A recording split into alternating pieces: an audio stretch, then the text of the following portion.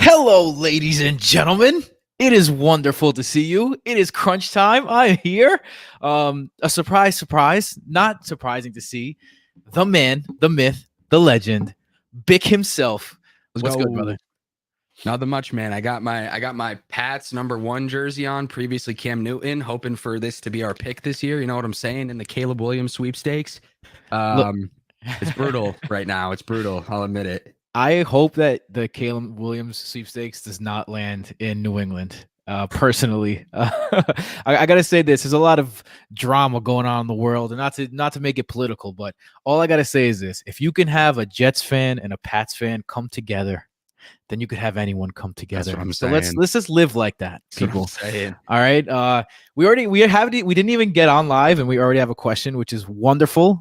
This is this is the crunch time guarantee. We're gonna get to everything.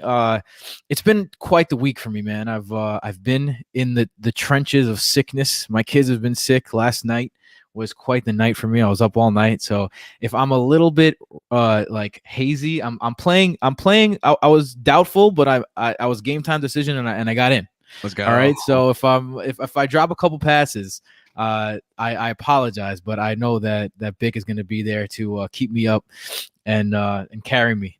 So with that being said, yeah, man, a big week, week 6. I definitely feel as though this is when it gets super real.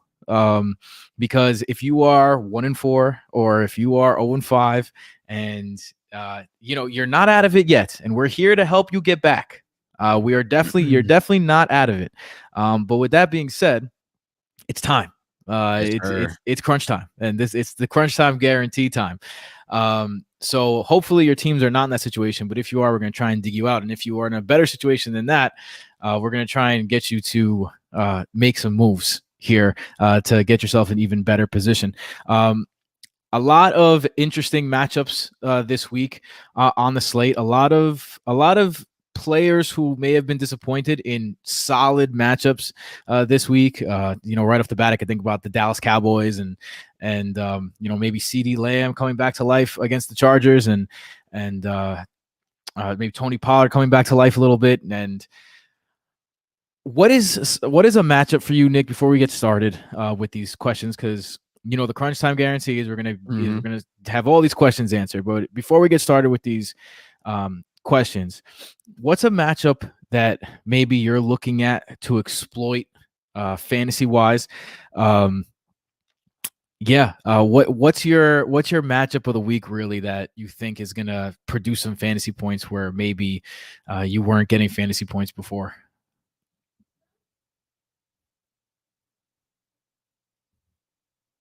All right, I don't know if it's my computer that's frozen or if it's Nick's computer that's frozen. But one computer is frozen and you're hearing from one of us. There he is. All right, we're back. Once every 12 hours, my internet absolutely shits the bed, and it unfortunately, just like Murphy's Law, is pretty relevant today. What's a matchup that I'm excited for? Yes, sir. You already said it, man, and that's the Cowboys and the Chargers. My notes literally say Pollard, for the love of God, please put up points, because that is someone that I have a high rostership percentage in, and he's supposed to be this dog, and he hasn't been dogging, and that entire team has been so fucking crazy. So yeah, I'm really excited for that game. I want to see CeeDee Lamb come back. I want to see Dak have a good game. I want it to be a shootout. I want it to be an exciting game. That's the biggest game on the docket for me. I'm interested, no bias here as well. The Pats Raiders. If everybody remembers, the last time these two teams played, it was the Jacoby Myers flip back to lose the game, I'm pretty sure. And now we have Jacoby Myers playing the Patriots, and that team needs to get right, or we're doomed. So this is a game to try to get right, and it'll be Belichick versus McDaniels and blah blah blah.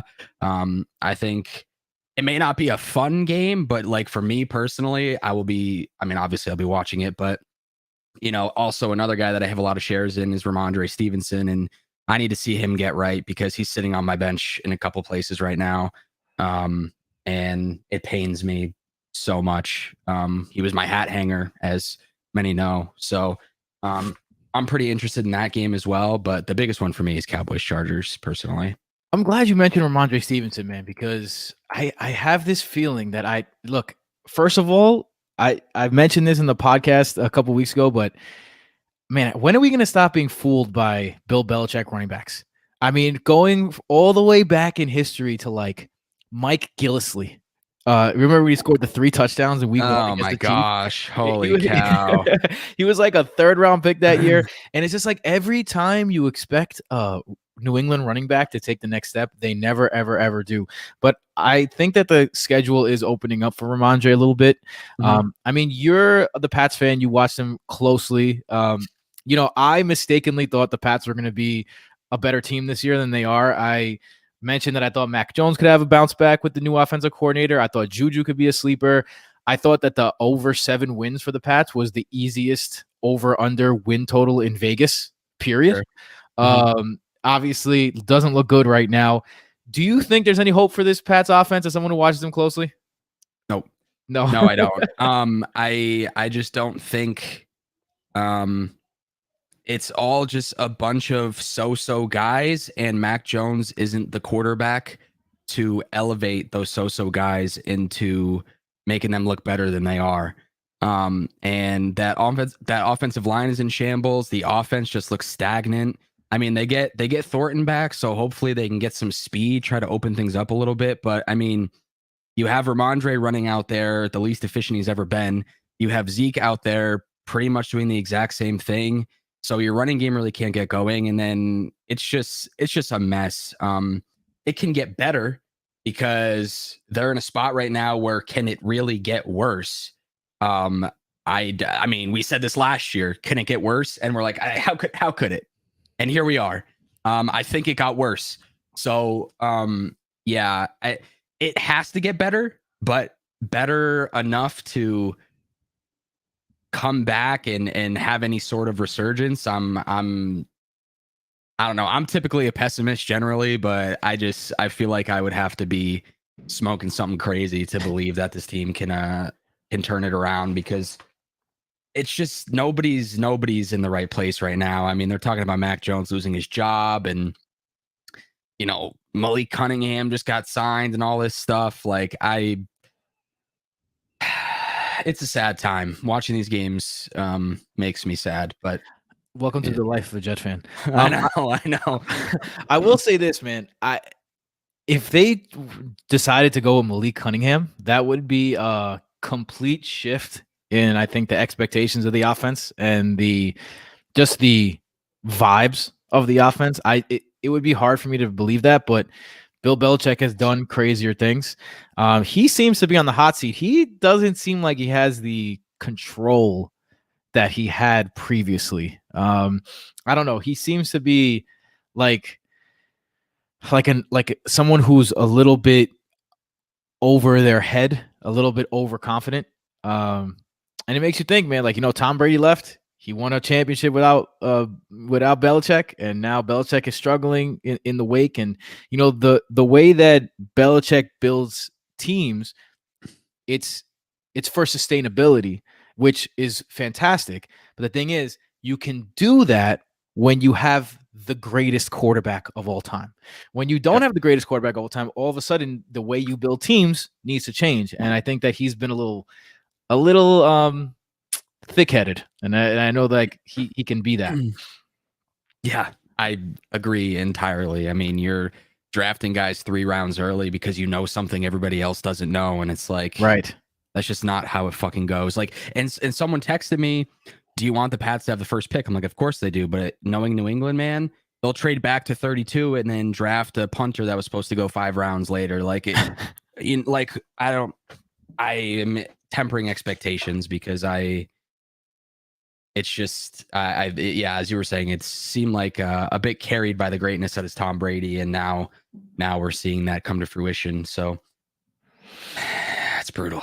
All right, so now that we've gotten through that little Pats talk, which, nothing makes me happier than talking about the Pats demise. Let's get into this chat. By the way, happy good morning to everyone who's in the chat telling us good morning. We appreciate you guys coming in. We appreciate you guys joining us every single week. We appreciate every single one of the eyes that are on this.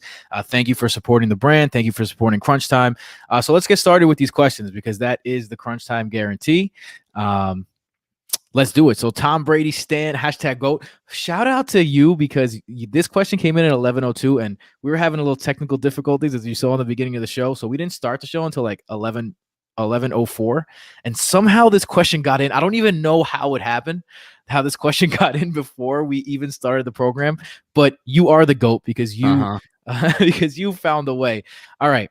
So RB2 slot, who do you prefer, Dameon Pierce, DeMarco, or Keaontay Ingram? Bless up and eat good today. Let's win these matchups. All right, Nick, I'm going to kick it to you to start, and then I'll give you my thoughts after. Who are you starting in that RB2 spot? So for this one, I'm going to go with DeMarcado. Keaontay Ingram has had his shot and he's been shit. I know that he's number 1 on the depth chart and people put a lot of weight into that. I put weight into that. Maybe I shouldn't. I don't think I should. DeMarcado looked pretty good last week. He went 10 for 45 and a score. He got a catch on 3 targets. He played, I think, 100% of the snaps once James Conner left last week. And now Ingram is coming off of injury after already stinking. So I'm going to take the upside play here with DeMarcado, and he should be the more change of pace. If he's not getting the carries, he should at least get the targets, and hopefully with that comes receptions. And the Cardinals have shown week in and week out that they're going to ball. They're going to try to play football. They're not tanking the way people believe they are, at least not from my perception. And it's not a great matchup with the Rams. They're pretty stout against the run, but Dameon Pierce has been unsurprisingly a letdown this year. The Houston run game just doesn't exist, and he's not getting any work in the passing game, or at least not enough to sustain the fact that he's not being productive with the rushes that he's getting. And he's playing the Saints. And normally, if I'm in a flex situation, RB2 situation, and my running back is playing the Saints, I'm going to bow out. So kind of by process of elimination, it's DeMarcado. But honestly, I think he also carries the most upside out of all the running backs in this situation. So I'm not going to lie. The DeMarcado thing and the Keaontay Ingram thing, they scare me. Here's why. I think that this situation in the backfield is a 4-headed monster, because you're talking about DeMarcado, right, who did have a quality game last week, but the Arizona Cardinals have targeted the running back less than any team in the league. So you're not getting any passing upside from any of these guys. On top of that, Josh Dobbs, quietly a sneaky beast when it comes to running the football. They call design runs for him. He runs the football. So that's another guy in the backfield. And Rondell Moore led the team in rushing last week. So look, those 4 or 5 carries that Rondell Moore is going to receive are going to be annoying. And he's the guy who had the most rushing yards last week. No matter what you want to put onto that, that's fine. But because of all that, as much as it hurts to play Dameon Pierce, I think I'm going to go with the guaranteed volume. If there's one thing that we have from Dameon Pierce, it's volume. He hasn't been efficient with that volume by any sense of the word. But I'm going to take the guy who's going to touch the ball 14 times over a guy who knows what Keaontay Ingram's role in this offense is. Right. Who knows if DeMarcado takes over? Who knows how much work Rondell Moore takes? Who knows if Josh Dobbs is the one who does most of the rushing? I just think in terms of guaranteed workload, I think I'm just going to stick with the guaranteed workload here with Dameon Pierce. Yeah. I don't hate it. Obviously it's a different answer than me, and knowing the way we normally communicate, I expect a lot of tough conversations. I understand the volume point. I am just riding the upside point, and I just think that DeMarcado is the highest upside, but I get it. I mean, it's a guy that it's his job. Like, it's Dameon Pierce's job, or at least he's going to guarantee 60% of the work, at least in terms of snaps. So I get it. It's a tough situation to be in. I have to start DeMarcado in main event this week which is a bit brutal. But that's what happens when you lose Achane and have bye weeks. So I will say this because I have the start sit tool open on the app, and everyone who's in this stream probably has the app already, so I'm not going to waste your time and promote the app. But the app does prefer Dameon Pierce in half PPR formats, a lot closer in full PPR formats, 60-40 to Dameon Pierce in full PPR formats. So again, like that's it's a toss up. I think that it's hard, it's a tough decision. But yeah, you're gonna get a lot of both sides of the argument here. I think. All right, let's go to Gridiron Greek, Themi, the man, the myth, the legend, Themi. Shout out to him. Half PPR, half points per rushing and receiving first down. Jonnu Smith or Jameson Williams. What is your take on this? Shit. I'm gonna go. I mean, so we were talking in the writers chat about how this matchup is the worst matchup in the NFL for the Atlanta tight ends. The thing is that Jonnu Smith is just getting the most volume on the team. Maybe. I mean, like he's getting more targets and more receptions than fucking Drake London every week, which is egregious to me. But it is a terrible matchup. However, normally when he does catch the ball, it is for a first down. I mean, why guard Jonnu Smith when you have Drake London, when you have Bijan Robinson, when you have Kyle Pitts? So normally if he's getting targets, he's open and for valid reason, unfortunately for fantasy football. But in your case, I think I'm probably leaning Jonnu Smith here just based on volume and snap share. Jameson Williams, we don't know what to expect, but we know that he's traditionally in the limited usage we've seen him, it's been Jameson Williams either at the line of scrimmage or 40 yards downfield. So not great for first downs, not great for any type of volume. And granted, if he does catch that one ball for 50 yards or he does house a screen, like you're getting big points. He carries higher upside, but the floor is just so low with Jameson Williams that unless you're already at a disadvantage and you're like, say you had Kelsey against you on Thursday or something like that, and you're trying to chase, then I would go Jameson Williams. If you're looking for a safer option, then I think I would lean Jonnu Smith in this situation. I think we're on the same page on this one. The app also agrees. They have Jonnu Smith 67%, so 2/3 of the start over Jameson Williams. You mentioned the matchup against Washington for tight ends, and I just want to mention something because a lot of people are talking about that as a don't play Kyle Pitts stat, and I think one of the reasons why Jonnu Smith has been so viable is because this is a kind of a played out narrative, but it's true nevertheless. Kyle Pitts has been used as a wide receiver for the majority of his snaps this season. And that's over 50% of his snaps have been at the wide receiver position. So the Jonnu Smith is the tight end on this team. So when you're looking at the matchup for Kyle Pitts, you're kind of looking at the wide receiver matchup against Washington, which Washington allows some points to wide receivers. Against tight ends, they've been a lot more stingy. So this is a tough matchup. But this is an Atlanta offense that runs through their running backs and their tight ends, and they very rarely go outside. We did see Desmond Ridder ball out last week. I think that one of the things I was calling for Desmond Ridder is use the man's legs. This is a man who rushed for over 3,500 yards in college. He rushed for over 35 touchdowns in college. Like, this is a guy who rushed, and you saw him use his legs, and that opened up the passing game. So that is something that I think could continue. Am I going to bank on it? I don't think so, but I think in this situation, I agree with you. I mean, if you're chasing, if you had like, oh my God, I can't even tell you on how many teams Will Lutz donutted me. Are you getting a donut from a fucking kicker? Yeah.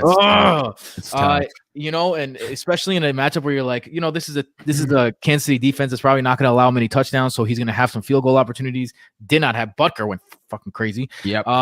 But if you're in a situation like that, maybe you do play Jameson Williams in that spot. But I would stick with Jonnu Williams in that spot personally. All right, let's move over to the next one. Maverick Waterman, which welcome in, sir. And can I say, phenomenal name. Yeah, it's fine. Maverick Waterman. Come on, that's pretty dope. That's pretty. Is that dope. Real? Was that a real name? Because I know a Maverick. Well, he's a little kid, but I don't know him personally. Uh-huh. But I know someone named Maverick. Pretty cool. I like that name. So if your name is really Maverick Waterman, shout out to you for having one of the coolest names in the game. Let's get to it. Oh, this is a tough one. Star 2 full point PPR. Good problems to have. Garrett Wilson, Brandon Ayuk, Joe Mixon, and Chris Godwin. Oh boy. I think one of them is easy for me, and then it's just figuring out the last one. For me, I'm a huge Brandon Ayuk fan. I have him fucking everywhere. And I know it's a tough matchup against Cleveland. They've been stingy everywhere. I mean, they've been an amazing defense, but they've also played against some pretty weak opponents that may make their defense look a bit better than it is. And I still think it's great, but with this team, when you have a cast of Christian McCaffrey, Brandon Ayuk, Deebo Samuel, George Kittle, like there's going to be openings, and especially on a defense that runs man at a pretty high clip. By now, if you have Twitter, you probably know that Brandon Ayuk is the man beater on this team, and he's in a pretty good spot. So I'm not benching Ayuk really ever at this point. I think he's solidified that with the ball in his hands, he's a monster, and he's open more often than he's not. So. And then for me, it's between Mixon and Garrett Wilson. I will say Philadelphia has been sneaky bad against the wide receiver position. And I think in the matchup rank, they're the second most favorable matchup for wide receivers. And Darius Slay out. And Darius Slay's out. So it's a bit scary because of their defensive line and how much time is Zach Wilson actually going to have to get it to Garrett Wilson. But we know all Garrett Wilson needs is one. He just needs to catch one slant, and he gives you 15 fantasy points. So I'm probably leaning Garrett Wilson here, but I wouldn't knock you for saying Joe Mixon, just because Mixon's the type of player that if you have him, you're normally starting him every single week, even if he hasn't been stellar, but we know that he's normally not stellar and will have stellar performances that buoy his season. So against the Seahawks, I don't hate starting Mixon, but I think I go Ayuk and Garrett Wilson in this situation. Garrett Wilson, I will say this. If you're going to beat the Eagles this year, you got to do it through the air. And although Zach Wilson hasn't been a superstar by any stretch of the imagination, he's been a lot better the last 2 weeks. And you're talking about a guy in Garrett Wilson who gets a 30% target share. Like he gets one out of every 3 throws goes to Garrett Wilson. So I like where you're coming from there. Chris Godwin would be a better option for me if Mike Evans was out. Mike Evans will play in this game, so I am leaning away from Chris Godwin. He's the one where I'm just like, we'll sit Chris Godwin in this matchup. Although some respected fantasy analysts are on the Chris Godwin bandwagon that I respect, So, but I'm gonna lean away from him. So really, I think you got to go with Ayuk here. Mm-hmm.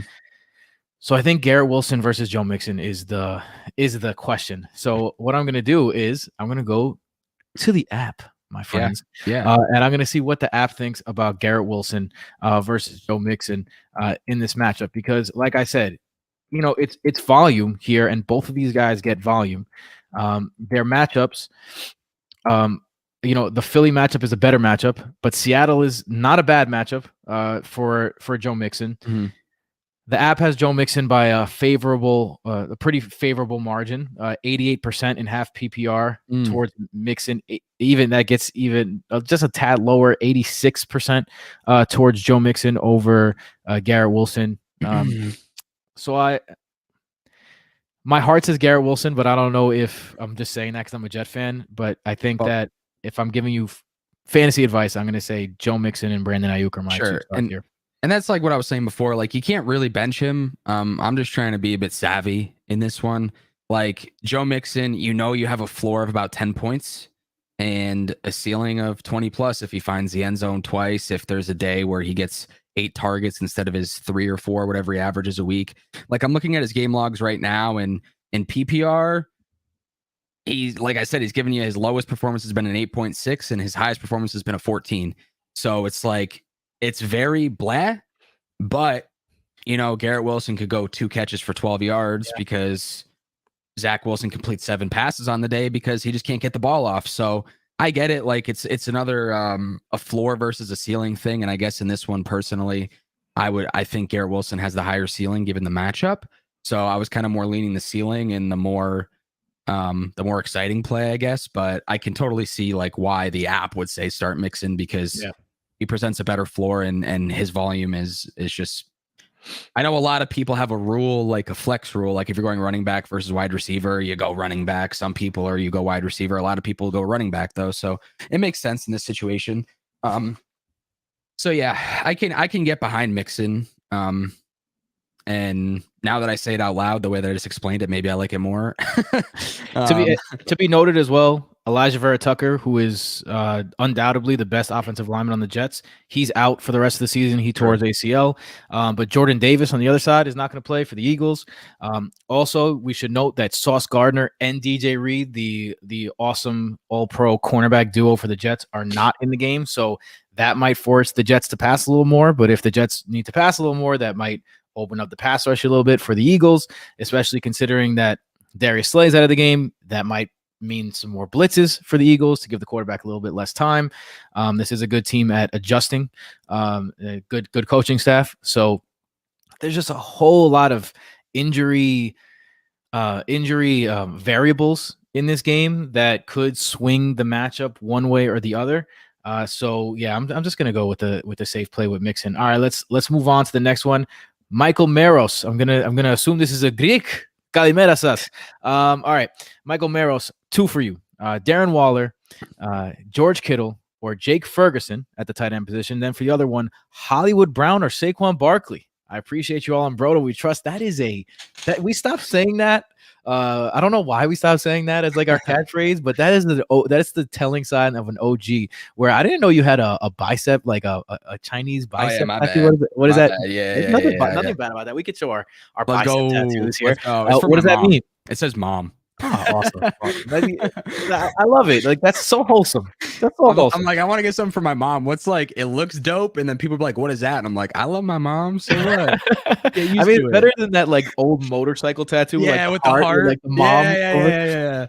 But anyway, how are we feeling about this Darren Waller, George Kittle, Jake Ferguson matchup? And then we'll get to the Hollywood Brown, Saquon Barkley. I don't trust starting George Kittle when everybody's healthy and like I was saying before, the matchup isn't great. It's middle of the pack. I mean, per position, Cleveland is most susceptible to the tight end. However, we just saw how low of his floor is when he's playing alongside Ayuk, Debo, and McCaffrey all at the same time. And he had his explosion week last week, and regression to the mean. I mean, like, not that he can't have 2 big weeks in a row because we've seen George Kittle. He's one of the best, but I'm avoiding him in this matchup. And Darren Waller with Tyrod Taylor against Buffalo. We saw him come back to life last week. He was like 8 for 87 or something along those lines. But I think I'd probably go. I mean, everybody's talking about how Jake Ferguson is getting all this red zone work, but it's not coming to fruition. And maybe this is the week it does. He's got a plus matchup against the Chargers. But like, how do I start Jake Ferguson over either of these guys? It's kind of tough. But I might do it.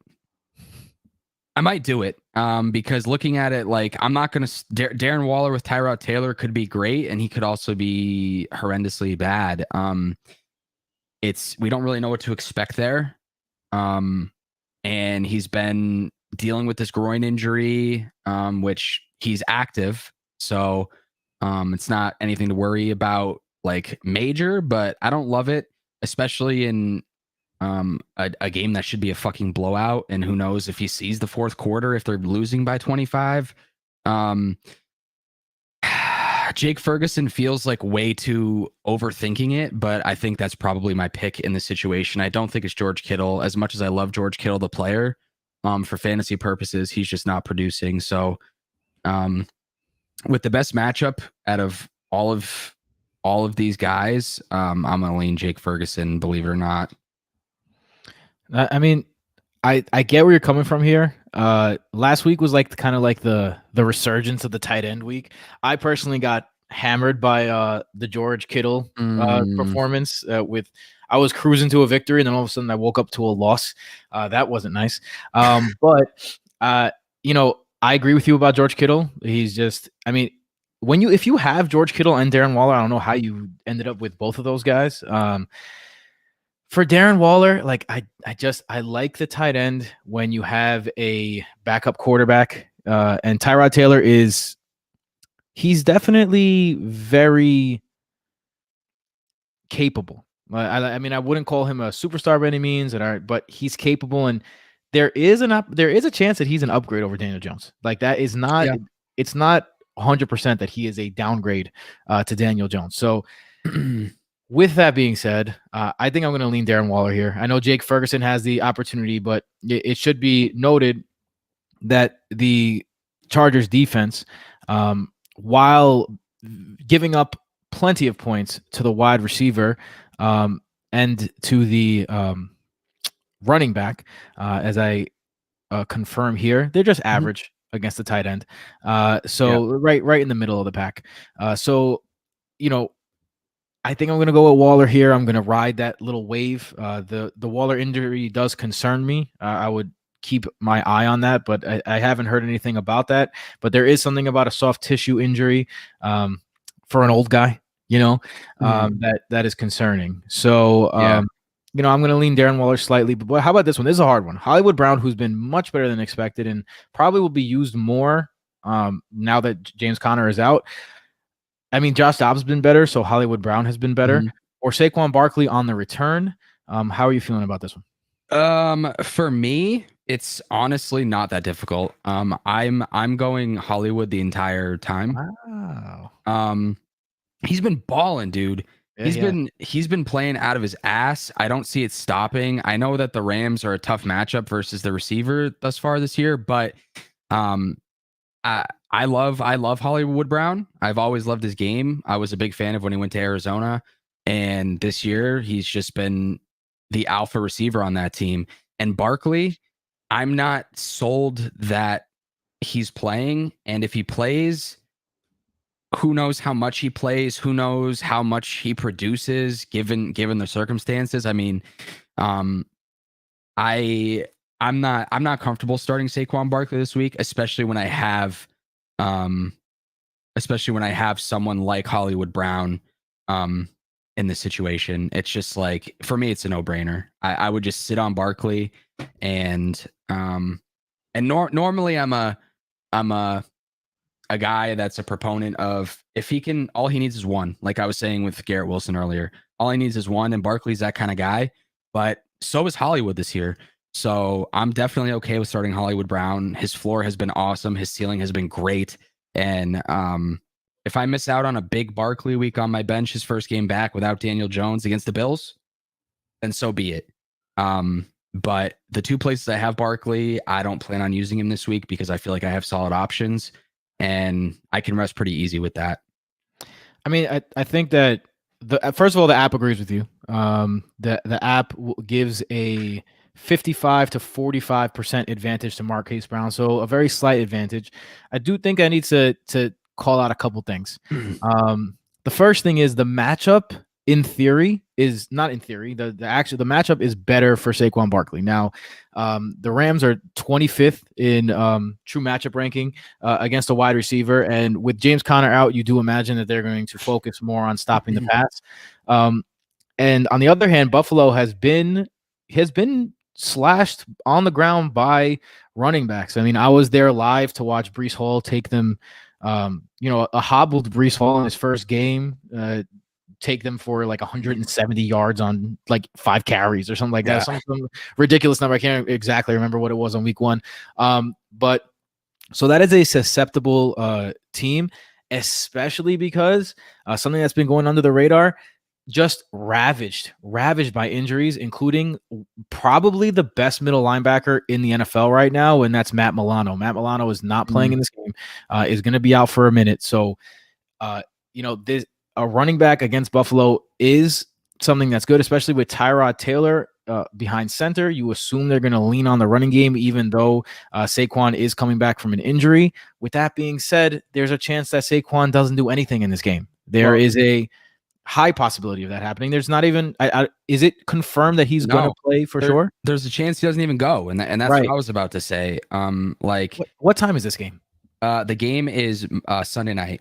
So the Cardinals are playing at 4:25. So we'll have a better idea on Barkley, but I know a lot of people choose to discount injury analysts and injury, fantasy football doctors and all that shit. The ones that I respect and have pretty solid hit rates are a bit weary on the situation and are not exactly sold that he's going either. He's been saying certain things in the media that's like, he's clearly not at 100% yet. And I wouldn't be surprised if he didn't play. And if he played, if he didn't play his full workload, granted, it is Saquon Barkley. He doesn't need a full workload to give you a productive day. But it's more about Hollywood for me than it is about Saquon, honestly. If this were a different player, a little bit lower of a tier, then I would probably lean Barkley. Like someone, I think Nick in the Discord was saying like Barkley versus Ramondre, and I was telling him to go Barkley if we have more clarity on the situation by then, because I think they're also at 4:00. I think that while you look that up, I think that time, I was leaning Barkley just on the surface, but looking a little bit deeper into it and seeing that, hey, which by the way, Derrick Henry being Derrick Henry, if you guys are watching here and not watching the London game, he just scored a touchdown, broke off a 64-yard run. So if you got Derrick Henry and you didn't sell, good for you, because he's about to hit that winter soldier Derrick Henry spot. But with that being said, I was going to say Saquon Barkley just on the surface, but considering that Barkley's on Sunday night and there's no guarantee he's going to play, and like you said, the caliber of player that Hollywood Brown has been, I'm going to go with Hollywood Brown in this matchup. I mean, be a little, just a little bit conservative here. I think that's the play. He's averaging 17 points per game over his last 4 games. I mean, he's been playing so well, and yeah, he keeps finding the end zone. So without that, it's a floor of 10. I mean, if looking at it, it's 10, 7, 10, 10 targets, and that's against solid defenses like Dallas and San Francisco. Yeah. So I just think he's a plug and play guy, and I get that it's Barkley. I understand. I'm normally a start your studs guy, but I think in this case we're starting our studs, and that is Hollywood. He's been a matchup proof player so far this year. Charles Kearney, happy week 5 or 6. Someone went out last night. I love it. Nice. Dominic Mari, what's up, boys? What's up, Dominic? After a few good pickups, I'm super deep. Congratulations. And I don't know who to start. Madison, Addison, Bars, Nico, or Jacoby Myers, half-point PPR. This is a nice problem to have. I will say that. This is a tough one. Nick, I'm gonna kick it to you as always to give us this initial opinion. Look, Madison he was someone I was on. I've been disappointed with him so far, but I think a lot of the disappointment has to do with the fact that the Vikings run at the lowest rate in the league. Only a third of their plays are run plays. Addison could see a pickup. I don't know if you could hear my kid laughing like crazy in the background. But I cannot, unfortunately. Okay, yeah, he's going crazy right now. But it hasn't been a laughing matter for Madison. Addison could see an uptick with J. Jeff, but you don't know if that works going to KJ Osborne or TJ Hawkinson. Nico Collins has been a stud. Jacoby Myers has been a stud. So this is a good problem to have. Who are you starting in this? Why? Talk to us. Well, good for you to be in this situation. Also, having too many riches can sometimes suck because then you choose the wrong one. And this feels like one of those cases. It's definitely a tough situation.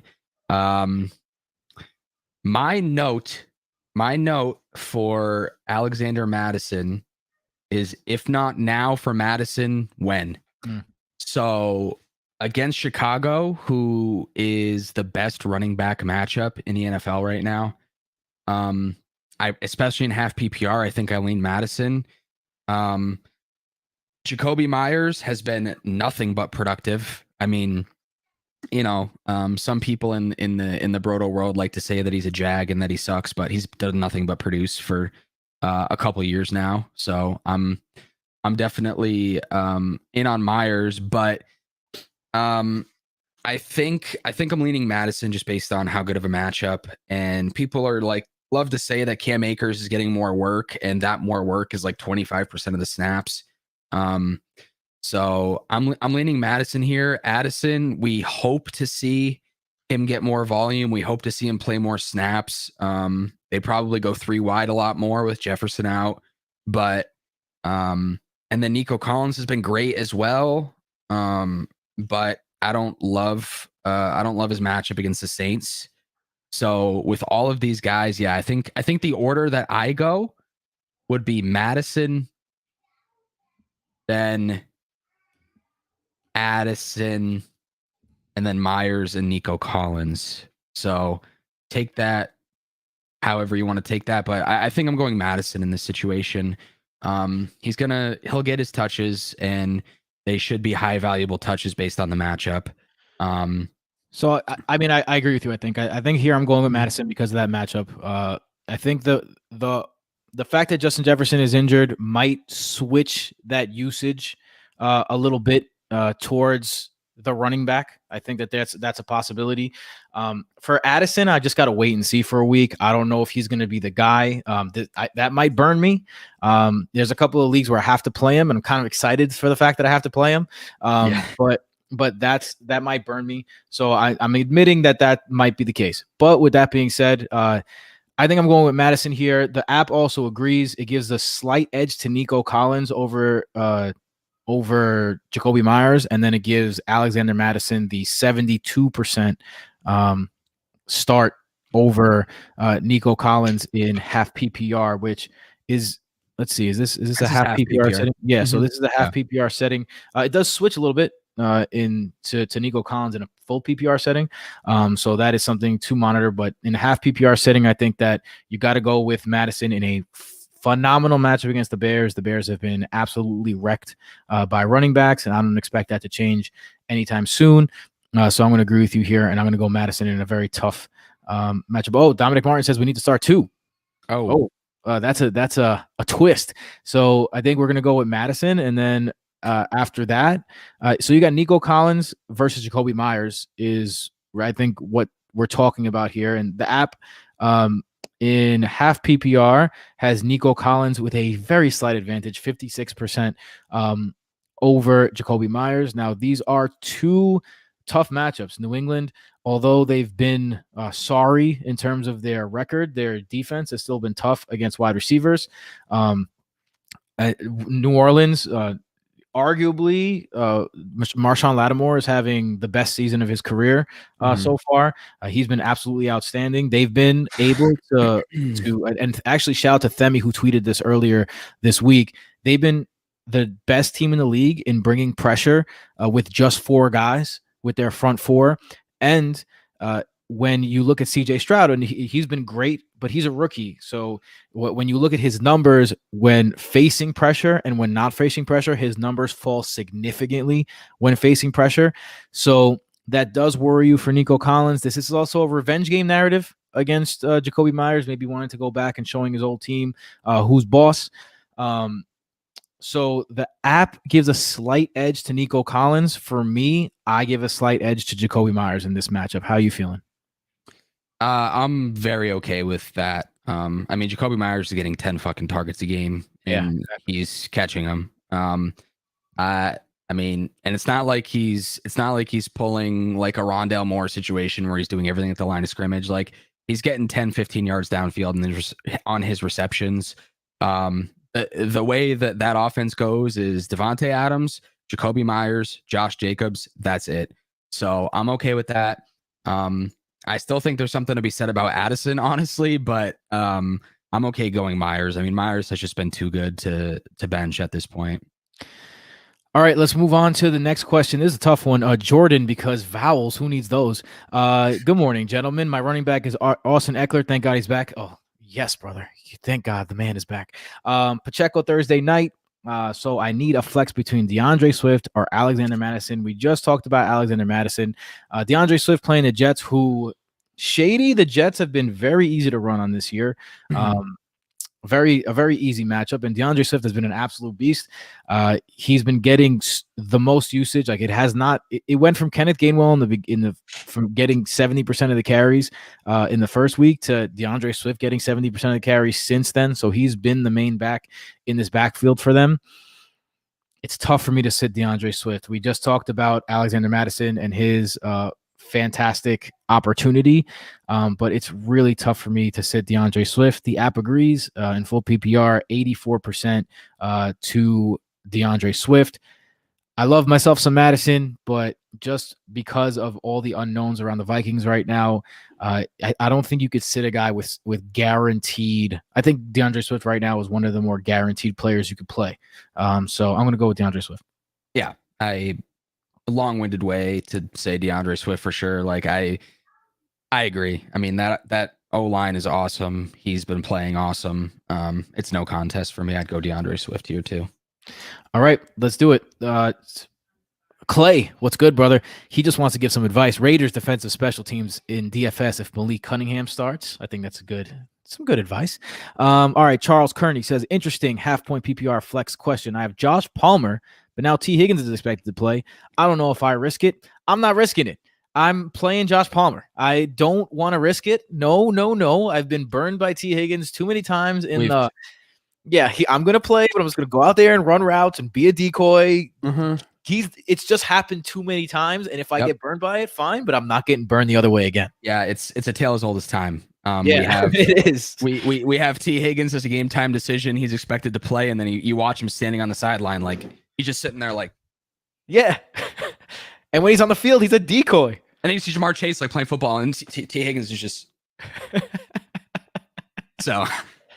Yeah, I'm gonna go Josh Palmer on this one for sure. And we get to see Nick. Phenomenal shape, bro. You're looking thin, kid. Listen, bro, you doing good? I lost 30 pounds since January. You're looking good, kid. I've been grinding, man. I've been grinding. Man, in the gym. I love it. All right, Jordan, Kittle or Higbee, full PPR. Obviously, Kittle had the huge game last week, but does he have another game in him? And will Higbee see as much work with Kupp and Nakua running the show? The answer is no. I'm going with George Kittle. Don't overthink it. George Kittle's the answer here. Yep. The main man, Psych Ward, who is stuck at work right now. It's so tough. I know it's so tough, man. I'm on the show and I miss watching Matt on the show right now. So my two main man crushes. I feel the same way, my brother. Wish I could be there, but work life beckons. Christian Kirk versus Indianapolis or Chris Olave versus Houston. 12-team PPR. Texans secondary is low key nasty as fuck. Me need help, please. Yeah, I mean, I agree with you. Chris Olave has been one of the bigger disappointments for me and for a lot of people this year. I think Derek Carr he just hasn't been the guy. Maybe he's the guy that a lot of people were expecting, but he hasn't been the guy that the Saints were expecting. On the other hand, Christian Kirk has been a target machine. He has built a rapport with Trevor Lawrence, and that rapport continues. For me, it's Christian Kirk here. I'm gonna go see what the app says about it, but how do you feel about it? Yeah, I'm on the same train there. My gut instinct, I was reading the questions a bit ahead of time, so I could look some stuff up. And initially, it was Olave for me, just because I was saying it. I don't remember who it was. One of my friends is a Saints fan, so I was talking to him about Olave, and he's been like inches away from having monster games over the past couple weeks. Like I think the whole Derek Carr shoulder injury thing is being a bit, obviously he hasn't looked good, but it's been a bit overplayed in terms of Olave's production, because Olave has been getting the air yards. I mean, he's been getting targeted downfield, and he's been so close to getting that other foot in or grabbing that ball in the end zone. He almost had 2 touchdowns last week. The second one was a bit bobbled. He couldn't get all the way in. And like, I think both can have good weeks, and I think both have good weeks. But that being said, I'm going to lean Christian Kirk as well. It feels like a situation where I don't think you can really go wrong. That's how I'll put it. I think they're both going to be wide receiver 2s with wide receiver 1 upside, depending on how things shake out. But I think Kirk presents a similar ceiling with a better floor. So I'm okay with going Christian Kirk on this as well. Yeah, I agree. I know that's gonna crush Matt's heart as a Saints fan. But the app, just so you know, the app 50-50. Yep. 51-49 Chris Olave Yep. in this matchup. So the app it's as close as it gets here. Big Will, good morning, gentlemen. Darren Waller or Logan Thomas. Man, Logan Thomas has been it's a hard sit because he's seeing a whole bunch of targets. I mentioned that I do like Darren Waller earlier today because he did break out, but Darren Waller, he's been up and down. The quarterback situation is questionable. Let's see what the app says about this in terms of the start sit. Slight edge to Darren Waller in Buffalo. The matchup is better for Logan Thomas. Atlanta has been very weak in the middle of the field, especially against tight ends. So that is something that I think for me, I think I'm gonna play Logan Thomas, man. I know that it might be anti mainstream thought, but I just think that Logan Thomas he's been great. And if you're not looking at names, you're just looking at production, you're just looking at opportunity, I think Logan Thomas checks all the boxes over Darren Waller right now. Yeah, I agree wholeheartedly. I love Logan Thomas as a streamer this week. I was looking at some betting stuff. His over under for receptions is 3.5 right now, and I think that's just a smash based on the matchup. He had 11 targets last week, and it's clear that Sam Howell likes throwing him the ball.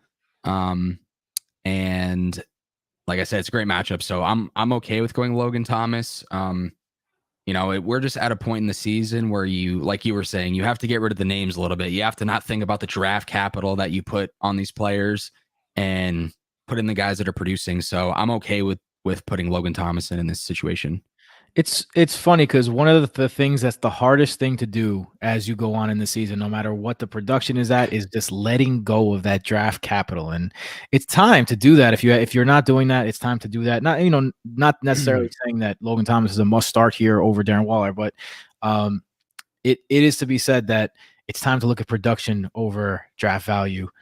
It's week 6. It's time. Andrew Crocher, I hope I said that right. Crocher. Good morning, boys. Full PPR, flex, pick one. Cooper, Osborne, White, London, and should I ride with a banged up Laporta or go with Zach Ertz? All right, so 2-part question here. Full PPR, flex. Amari Cooper in a precarious situation with the third string quarterback after their Dorian Thompson-Robinson just completely shit the bed last week.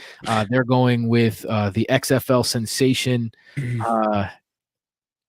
Why is his name escaping me? This is part of the sickness. My headache. I got a headache, and I can't remember his name. Walker at quarterback. Yeah, PJ Walker. PJ Walker at quarterback. KJ Osborne in his new role, Rashad White, who is the volume monster but efficiency lacking, and Drake London, who is on the Falcons offense. So obviously big time question marks here. All these guys have high upside. All these guys have very low floors. So this is one of those things that it's probably gonna be matchup dependent. Nick, where is your heart leaning here? KJ Osborne. Amari Cooper against this defense with PJ Walker, I can't confidently put in my lineup, which sucks because he'd been playing pretty well with Deshaun Watson.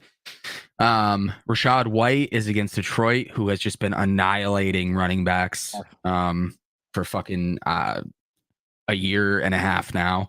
And Drake London,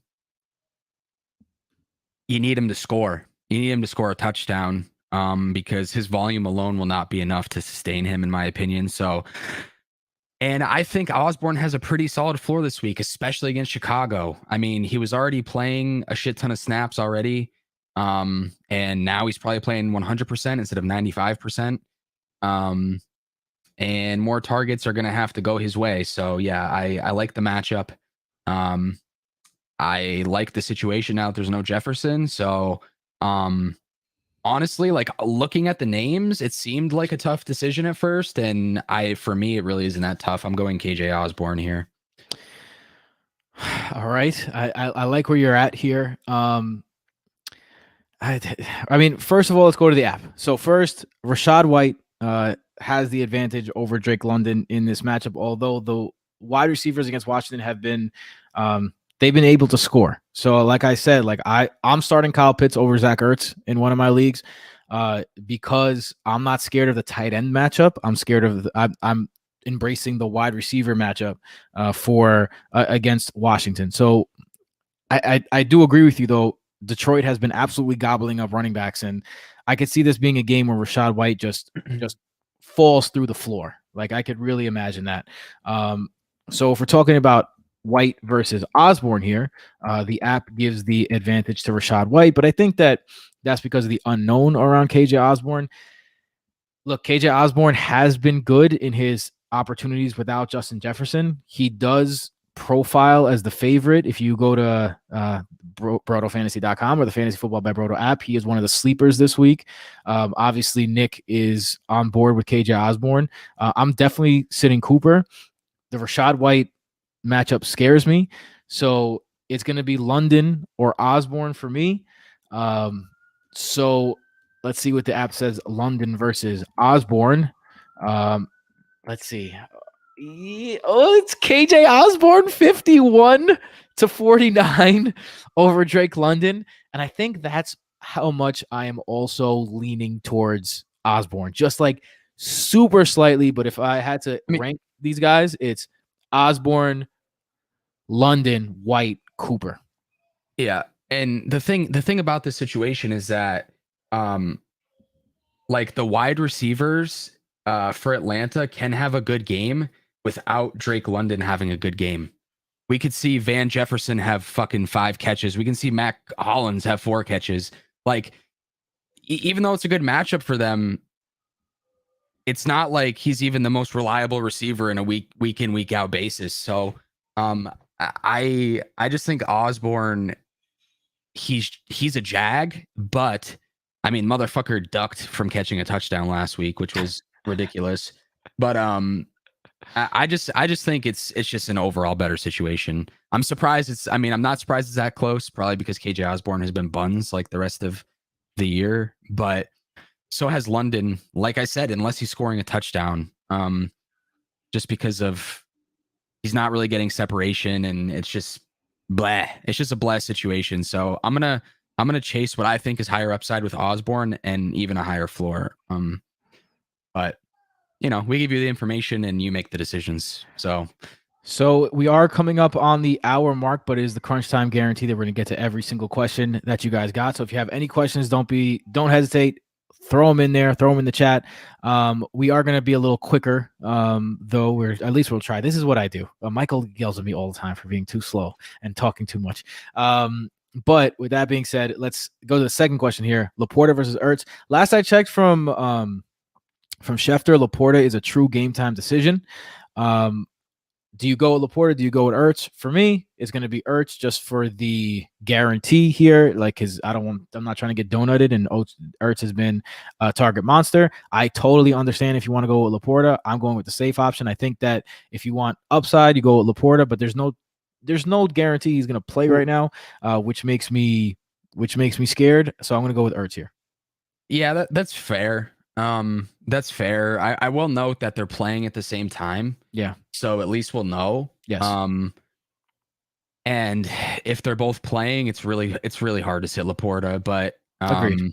And the Lions are a conservative team when it comes to health. So if he's playing, I'm expecting him to play. And good point. If he's playing, then I'm probably gonna start Sam Laporta in the situation.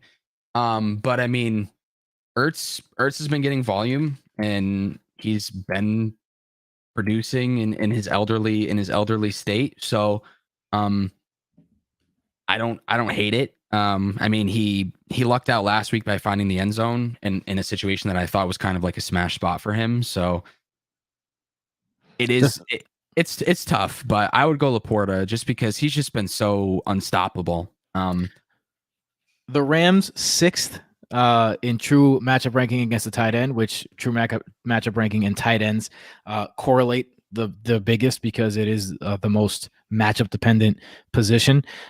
So there is something to be said about that, but the app also says 90% in favor of Laporta. So and Tampa's the 10th most favorable matchup too. So they're both in plus spots. So yeah, I'm probably going Laporta. All right, we got some ugly boys here for Big Will. Elijah Moore, Michael Wilson, or Jameson Williams.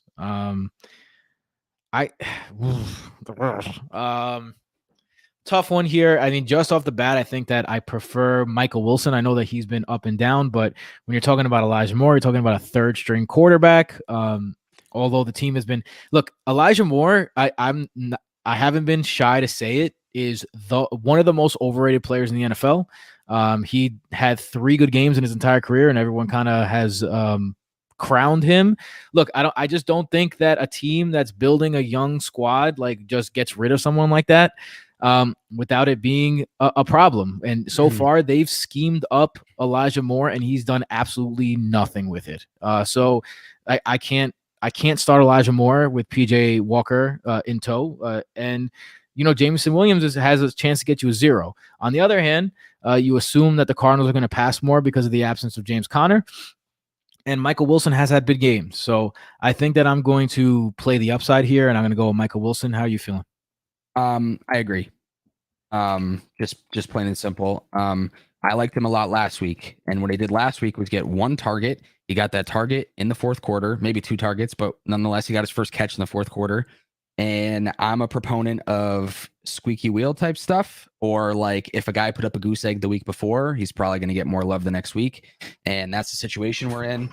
Josh Dobbs even came out and said, like, I need to target him more. It should not come this late in the game. So, and the other options are just not startable for me. And the crazy part is I say that, and I have to start Elijah Moore in 2 leagues. So here we are. I'm fully anticipating that to bust, though. I'm not saying anybody should start him. I'm just in a really shitty spot in both of those leagues, unfortunately. So yeah, Michael Wilson is the play there. All right, Kirk, Debo, Puka, and KJ Osborne start 3. Is it crazy to think about benching Debo? Says John DePinto. Good morning, sir. I don't think it's crazy to think about sitting Debo. With that being said, I am not sitting Debo. I am going to, when you got guys like Kirk, Debo, and Puka, I think that gives me the opportunity to wait and see on the KJ Osborne role. I think that we're assuming KJ Osborne takes over, but look, there's 4 different options that can go without Justin Jefferson. You can get TJ Hawkinson getting a huge upgrade. You can get Jordan Addison getting a huge upgrade, or you can have Alexander Mattison taking more of the workload / Cam Akers and having it become more of a running attack, right? And then you have another option of KJ Osborne gets the upgrade, right? So with all those options, I think that it is a little bit, just I don't want to say the wrong word, like a little bit presumptuous to just assume that KJ Osborne is the guy, although I think that odds are in the favor of KJ Osborne. So in a lot of leagues, I would love to start KJ Osborne. I think he has a lot of upside. But when you have guys like Kirk, Debo, and Puka, I think that this is a time to sit back and just see what the role is for KJ. Yeah, I'm the same way. I'm not benching Debo. I know he's been up and down at times, and we see a George Kittle game, and then guys like Debo and Ayuk get left in the dark. But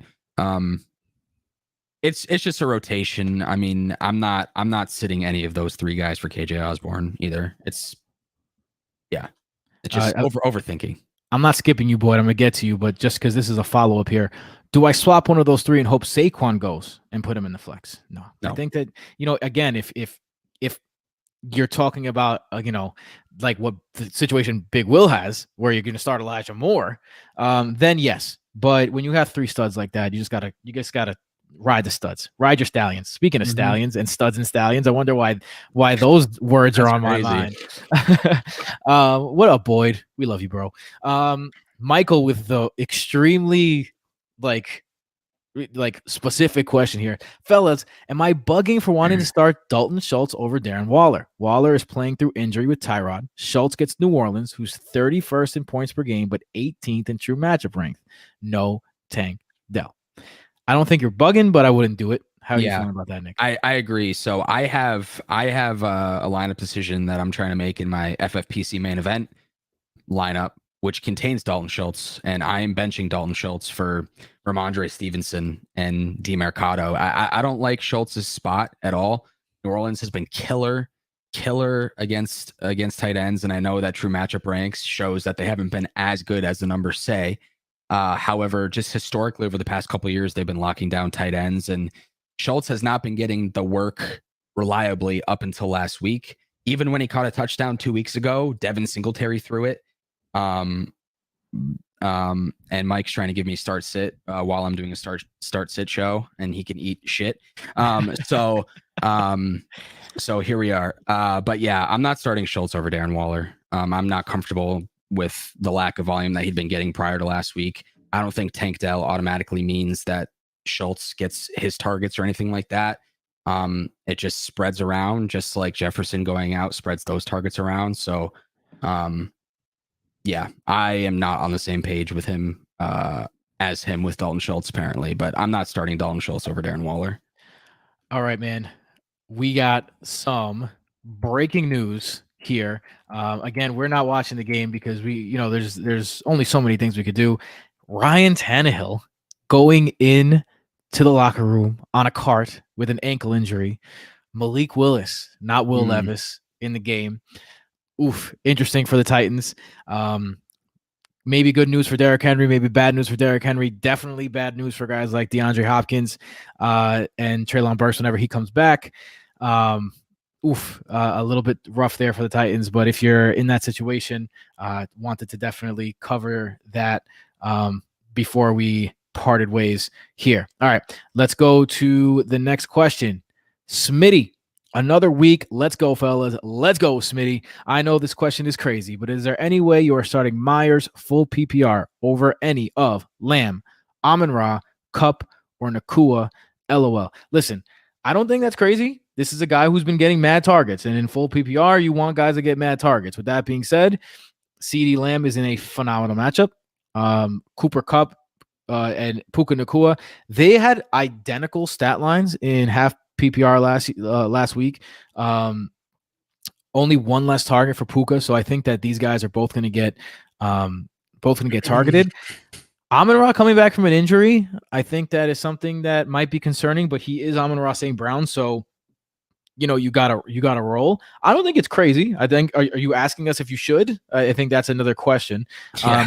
I don't think it's crazy, but I if you're starting two Rams, that does have the ability to go sideways.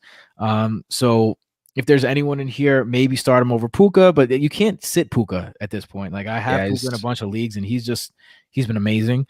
So yeah, I don't think you're crazy, but would I do it? Probably not. Right. Yeah, and I think that's pretty fair. I'm thinking the same way. If it were anybody, it would be Puka, but I was talking to someone before we got on the show about it, and it's like it feels like it's going to be a very similar thing to Adams and Jacoby Myers. Like the targets are going to be funneled to those two guys, Kupp and Puka, because they're ballers. That's what we've learned, that Puka Nakua is the real fucking deal. I was skeptical, and I was wrong. I can admit that. And the kid's balling. He's just always fucking open, and he's always productive.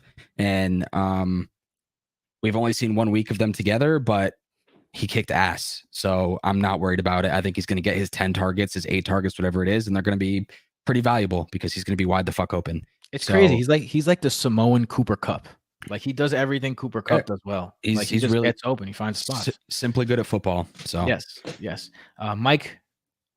Nick looking great. Thank you. All right, Michael. All right, fine. Don't give me any compliments. It's because I stood up. It's because I stood up. Benjamin Hare. Hey boys, got 2 for you. JT or Brian Robinson. Ooh, interesting. And then Christian Kirk or Nico Collins. So we had a Christian Kirk versus Nico Collins question earlier. We gave the slight edge to Kirk, so we're not going to go over that again. But we will say JT or Brian Robinson here. We have seen Brian Robinson come back to earth a little bit the past couple weeks. JT got out-produced in every way, shape, and form imaginable last week by Zach Moss, but you have to consider that's the fact that he's just coming back. So what do you think, JT or Brian Robinson here? I've said it a couple times on the show, and normally if it's I think Brian Robinson's a bit of a scrub, and he's got a more daunting matchup against Atlanta than people probably think. Atlanta, in terms of true matchup rank, are the 29th most favorable matchup, which means they're the fourth, third least favorable matchup, whatever the fucking It's not a good spot for Brian Robinson. And Jonathan Taylor is one of those all he needs is one kind of guys. Like Henry was having a shit game and then took one carry for 64 yards, one other carry for a touchdown, and then he salvaged his entire day. And 16 points, half PBR, just like that. Yeah, Jonathan Taylor is that kind of guy as well. I know people are freaking out over the Moss situation last week, but we knew Taylor was going to be on a snap count. Nobody saw, who are they playing? Tennessee. Nobody saw Moss running on Tennessee. Nobody saw anybody running on Tennessee because they've just been so strong. So I'm okay with going Taylor over Robinson. You have to know that he could have a small floor, but his ceiling is just so huge based on the player he is. So I would go Jonathan Taylor in this situation. I'm also going to say that Jonathan Taylor has a history of destroying the Jacksonville Jaguars, although both of these are bad matchups. Right. Only 15 points given up to the running back per game for Jacksonville this year, 12 points by Atlanta. So the app gives Jonathan Taylor the slight edge, 57% to 43%. So I'm also going to give them the slight edge here. Brock Wild, another great name. We got great named fans. Thielen or Saquon at the flex. Adam Thielen has been an absolute revelation. This guy is just like, shout out to everyone 33 plus. Adam Thielen is repping for us, showing that we still got it because he's still got it. And he is being ultra targeted because there is no one else to target in that spot. Again, we talked about Saquon Barkley and his questionability to even play in this game. When you have that question and he's playing on a Sunday night, I'm going to lean Thielen here. Yeah. And I hate situations where I tell everybody to bench the same guy. Like I don't like when this happens. Like sometimes I want it to be like, you can start Saquon in this situation because it's like, if I put all my eggs in one basket, then whatever. But Thielen has just been a monster. He's been getting any and all the targets, and he's been putting up points week in and week out. He's unsittable. He's unsittable right now. Even for Saquon Barkley. So yeah, I'm going Adam Thielen here as well. And to all the people that are benching Saquon, if they choose to bench him, if he does something crazy, I'm sorry, but it's just like you guys all have situations where I think you gotta leave him on the bench right now. I mean, if Saquon was playing at 1 o'clock, this would be a lot clearer, or 4 o'clock, because we'd know if he's playing or not. I think just the question mark around that. The app has a slight lean to Saquon Barkley, and I think that if he was definitely playing, you start Saquon Barkley. But I think that because we don't know if he's definitely playing, and I saw a study that this is an injury that has plagued Saquon before, and his production has gone down when he came back from this injury. It took him a couple games to get back to Saquon Barkley. So with that being said, you don't sit a stud, especially in a full PPR situation. All right, we got one more question. Michael giving you start sit advice. Please start Schultz over DeMarcado. LOL. Michael being a hater. All right, last one. Deontay Foreman, Keontae Ingram, or DeMarcado by John DePinto. This is going to be our last question. Unless someone throws a last-second Hail Mary, we'll be here to take it. For me, this is an easy one. Deontay Foreman is going to be the main running back. I picked up Deontay Foreman in a bunch of leagues. I was very happy to put him in the slot, put him in my flex spot, put him in my RB2 spot, and watch that unfold. Deontay Foreman has been very, very good in his time. Now, it should be noted that he has been a healthy scratch, but he's not the healthy scratch that is because he just sucks. He's a healthy scratch because Travis Homer plays special teams. And because Travis Homer plays special teams, he's been on the active roster. And Deontay Foreman has been getting the scratch because it's been Herbert and Roschon Johnson. Deontay Foreman is going to get an opportunity here. I think that if you have Deontay Foreman, it's an interesting one because if he takes the reins a lot in this game, there's a chance that Deontay Foreman becomes the guy for the next 4 weeks while while Herbert's on IR. So I like D'Onta Foreman in this week, and I think that this is going to be his opportunity to maybe bust open a job for himself. And I don't think he's going to – in the past, when he's had an opportunity to bust open a job for himself, he has. Yeah, I'm on board. That was my answer the entire time, and you just made it sound better than I would have ever made it. So here we are. Well, sir, you made everything sound good today. Oh, it's not breaking news. Well, breaking news. Breaking news. We're done. We're going to go. All right. It's been a fun hour and 15 minutes hanging out with you guys. Nick, always a pleasure talking to you, brother. Yes, sir, dude. And yeah, man, thank you again, everyone, for coming in. We appreciate every single one of you. We appreciate every question, and we hope that we give you every single good piece of advice that is possible. Don't forget to download the Fantasy Football by Brodo app for the start sit advice, for true matchup ranking, for true throw value, true target value, everything that you could only find there. Plus, all of our writers giving you the sleepers and busts and the buy low, sell highs. I mean, you could buy high, but that's not what you do when you're in the stock market. The dynasty market report, the market share report, there's the weekly recaps. There's just so much there. Everything you need. Literally, you can just have Brodo and ignore all the rest of the stuff, and you don't need anything else. So we pride ourselves on that, and we hope that you guys are taking advantage. Oh, we got a last second Hail Mary. Welcome in Mega Brick. This question's got me mega bricked. PPR sit one, Josh Godwin. Chris Godwin, Josh Palmer, and T. Higgins. Like I said before, we talked about it. Look, insanity is doing the same thing over and over again. I am not going to start T. Higgins on a questionable week again just to watch him say hi from the sidelines. No, I'm going to go with Godwin and Palmer there.